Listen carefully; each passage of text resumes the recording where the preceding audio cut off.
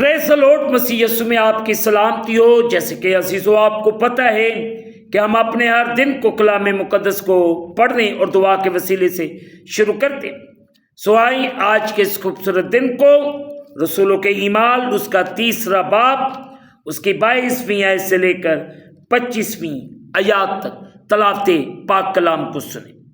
سو عزیز بہن بھائیو، کلام مقدس میں میری اور آپ کی ہدایت و رہنمائی کے لیے یوں لکھا ہے، چنانچہ موسیٰ نے کہا کہ خداوند خدا تمہارے بھائیوں میں سے تمہارے لیے مجھ سا ایک نبی پیدا کرے گا، جو کچھ تم سے کہے اس کی سننا، اور یوں ہوگا کہ جو شخص اس نبی کی نہ سنے گا وہ امت میں سے نیست و نابود کر دیا جائے گا۔ بلکہ سیموئیل سے لے کر پچھلوں تک جتنے نبیوں نے کلام کیا ان سب نے ان دنوں کی خبر دی ہے۔ تم نبیوں کی اولاد اور اس عہد کے شریک ہو جو خدا نے تمہارے باپ دادا سے باندھا، جب ابراہیم سے کہا کہ تیری اولاد سے دنیا کے سب گھرانے برکت پائیں گے۔ خدا نے اپنے خادم کو اٹھا کر پہلے تمہارے پاس بھیجا تاکہ تم میں سے ہر ایک کو اس کی بدیوں سے ہٹا کر برکت دے۔ مقدس پاک کلام کے پڑھے اور سنے جانے سے ہمیں برکت ملے، آمین۔ آئیں عزیز بہن بھائیو، جو حصہ تلاوت کیا گیا ہے میں اور آپ تھوڑی دیر کے لیے اس پر غور و خوض کریں۔ عزیزو، ایک نبی استثنا اس کا 18واں باب اس کی 15ویں آیت سے لے کر 19ویں آیت میں مقدس موسیٰ کی پیشن گوئی کہ خداوند تیرا خدا تیرے لیے میری مانند ایک نبی برپا کرے گا۔ عزیزو، خداوند یسوع مسیح کے بارے میں ایک نبوت تھی۔ خداوند یسوع مسیح ان معنوں میں موسیٰ کی مانند تھا۔ نمبر 1،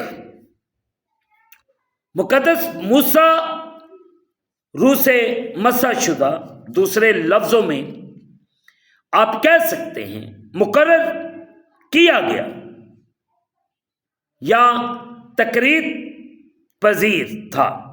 گنتی اس کا 14واں باب اس کی 11واں باب اس کی 17ویں ہے۔ معافی اور نئی زندگی کی خوشخبری کی منادی کے لیے خداوند کا روح یسوع مسیح پر تھا۔ مقدس لوقا طبیب کی معرفت لکھا گیا انجیلی بیان 4 باب 18ویں اور 19ویں ہے۔ نمبر 2، خدا نے موسیٰ کو پرانا عہد اسرائیلیوں کے ساتھ خدا کا زندگی بھر کا عہد جو ان کے لیے اس کے قوانین اور وعدوں اور ان کی اس سے وفاداری اور فرما برداری پر مبنی تھا، لانے کے لیے استعمال کیا۔ عزیز بہن بھائیو، خداوند یسوع مسیح کا نیا عہد نامہ، خدا کا روح، خدا کا روحانی نجات کا منصوبہ اور خداوند یسوع مسیح کی زندگی اور قربانی کے ذریعے لوگوں کے ساتھ ایک تجدید شدہ طلب لے کر آیا۔ تیسری اہم بات، مقدس موسیٰ کو مصر سے باہر لے کر آیا اور خدا کے ساتھ ان کا عہد کا تعلق قائم کیا۔ عزیز بہن بھائیو، مسیح خداوند نے اپنے لوگوں کو گناہ اور شیطان کی غلامی، روحانی غلامی سے آزاد کیا اور ان کے لیے خدا کے ساتھ ایک نئے اور شخصی تعلق کو قائم کیا۔ चौथी अहम बात, मुकद्दस मूसा ने पुराने अहद नामे के कवानीन में खुदा के खिलाफ खताओं को ढांपने के लिए और उसके साथ उसके लोगों के तलक को महफूज करने के लिए बरे की कुर्बानी का जिक्र किया।